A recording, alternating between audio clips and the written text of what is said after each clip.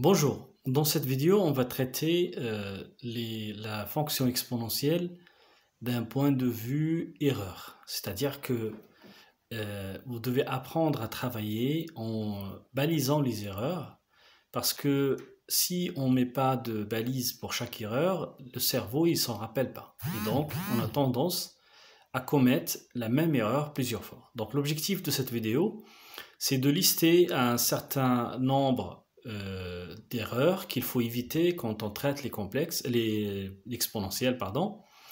Et ça va être une liste non exhaustive parce que le nombre d'erreurs, ça peut différer d'un élève à un autre. Mais ces erreurs-là, bien sûr, il faut passer par les bases, il faut bien maîtriser les bases de calcul algébrique des exponentielles et aussi l'étude d'une fonction. Voilà, donc on commence par l'erreur 1. J'espère que dans les autres cours, vous allez travailler de la même façon, c'est-à-dire à chaque fois, lister en fait les erreurs que vous commettez à chaque fois. Et donc, le cerveau, il fonctionne comme ça, c'est-à-dire quand on met des balises pour chaque erreur, il s'en rappelle, même après, même à long terme. Voilà. Voilà, on commence première erreur.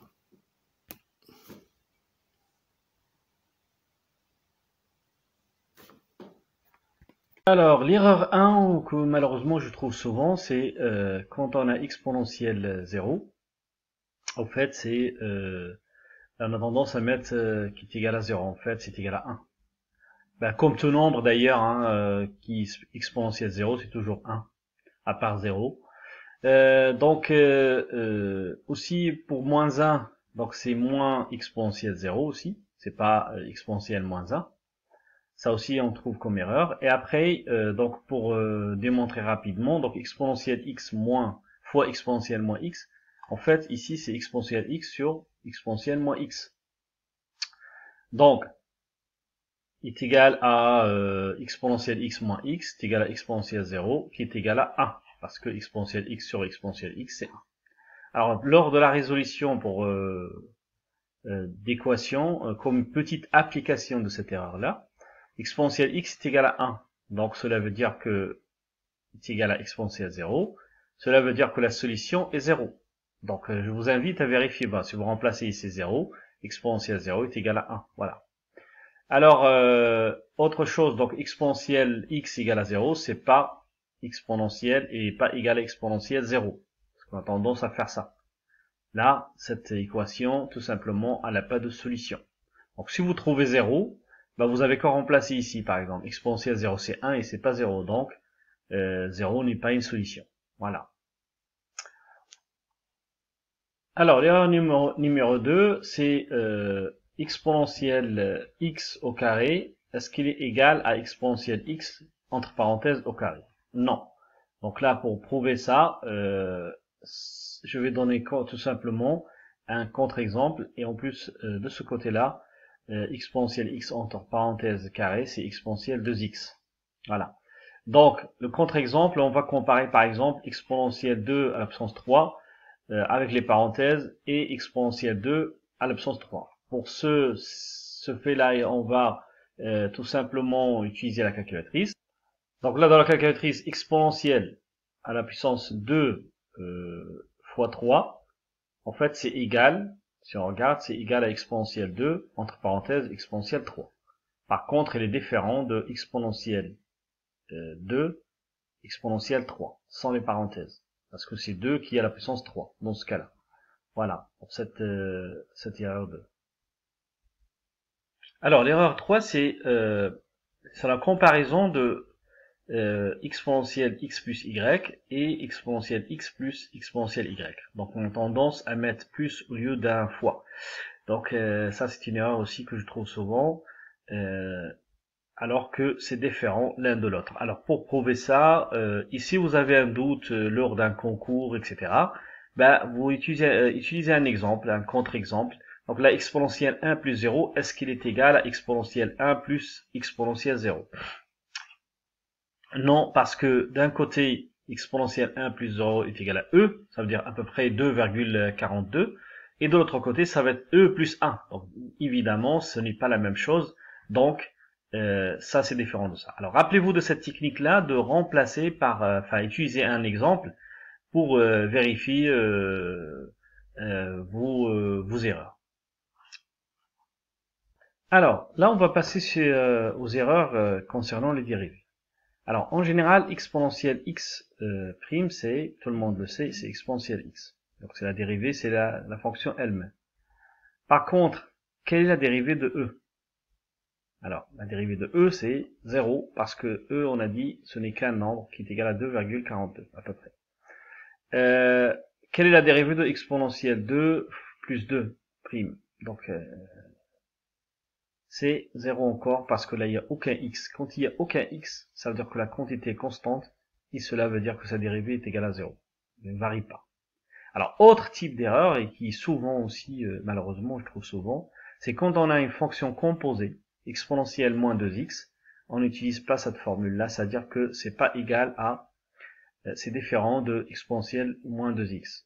La bonne dérivée, c'est que je dérive u ici, ça va donner moins 2, exponentielle moins 2x. Alors faites très attention à ce type d'erreur. La bonne, c'est ça, c'est-à-dire toujours on dérive le u qui est là d'abord fois l'exponentielle qui bouge pas. Alors, erreur numéro 5, c'est quand on dérive un composé ici de fonction 2x exponentielle x, on a tendance à dire que c'est égal à 2 exponentielle x, c'est-à-dire on dérive 2x et on dérive exponentielle x dans le meilleur des cas. Mais en fait non, c'est une forme u fois v, ça veut dire que c'est u' v plus uv'. Et donc là, il y a un terme qui manque, ça veut dire que il y a u et v', et puisque exponentielle x, ça ne change pas, donc ça donne cette forme-là. En général, pour étudier cette fonction, on doit la factoriser.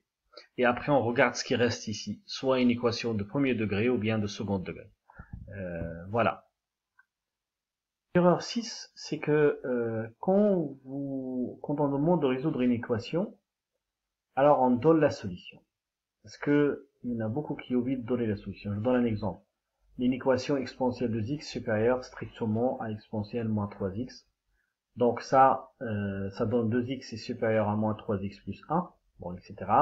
X est supérieur à 1 cinquième. Et la plupart s'arrêtent ici.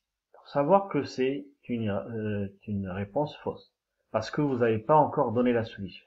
Alors après, il faut pas oublier cette étape-là où donner la solution. Si vous ne donnez pas la solution sous cette forme-là, tout ça, c'est vain. Voilà.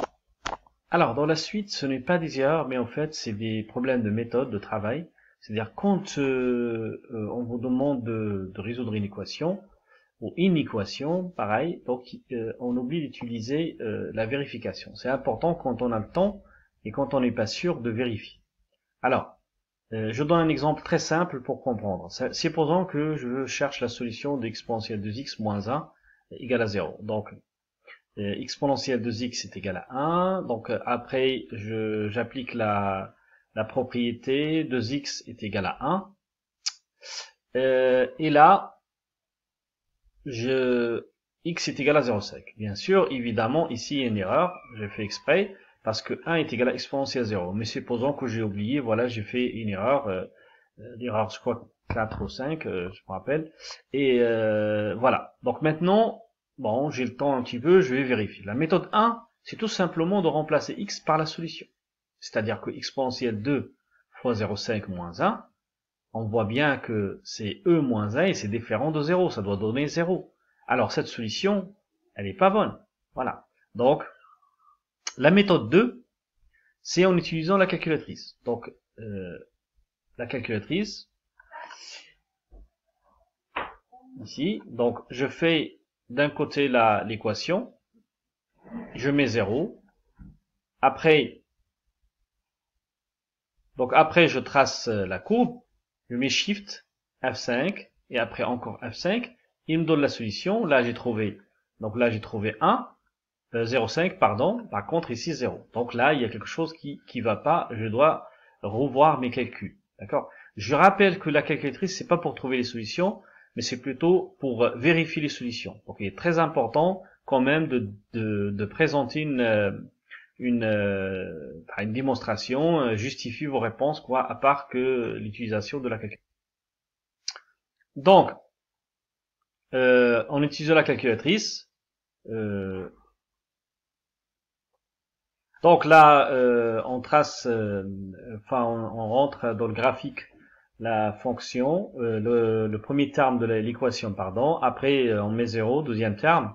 Donc ça veut dire que ici, s'il y avait à la place de 0, il y avait 2x ou une autre équation, on peut la rentrer dans y2. Donc là, le but, c'est de chercher l'intersection.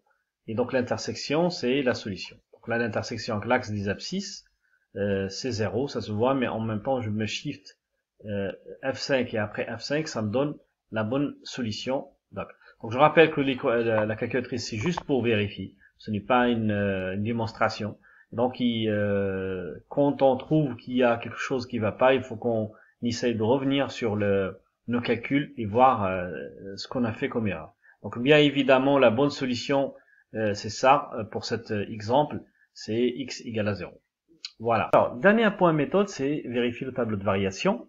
Donc je donne un exemple. Supposons que là, pour dériver la fonction f de x exponentielle moins 2x plus 10, ben, au lieu de mettre ces moins 2x, c'est moins 2 exponentielle moins 2x, ben, je vais faire l'erreur numéro 4. C'est-à-dire que j'oublie de dériver moins 2x.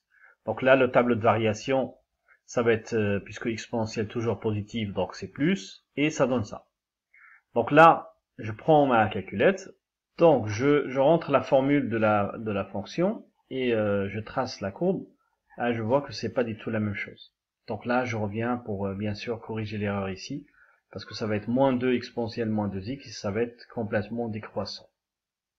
Alors, une dernière chose, c'est quand vous calculez en fait la dérivée, le nombre dérivé. Hein.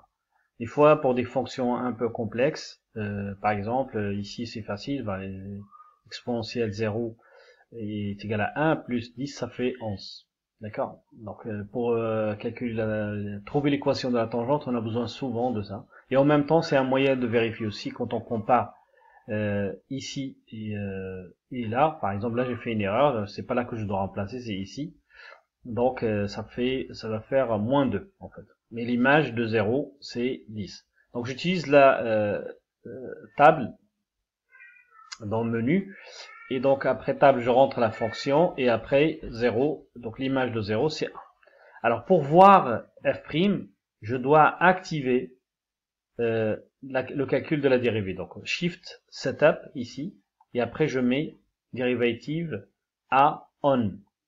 D'accord? Une fois j'ai fait ça, je reviens sur le menu table et je peux voir les valeurs de la dérivée et la dérivée, l'image et la dérivée en même temps. Donc là pour 0, il faut que je tape 0. Donc, désolé, là je peux le voir. Et on voit bien que l'image c'est 11 et la dérivée c'est moins 2 parce que ici c'est pas la bonne dérivée. Voilà, si vous avez aussi trouvé d'autres erreurs et classiques et vous avez remarqué que vous les commettez souvent, alors n'hésitez pas à les mettre dans les commentaires. Voilà, merci et à la prochaine.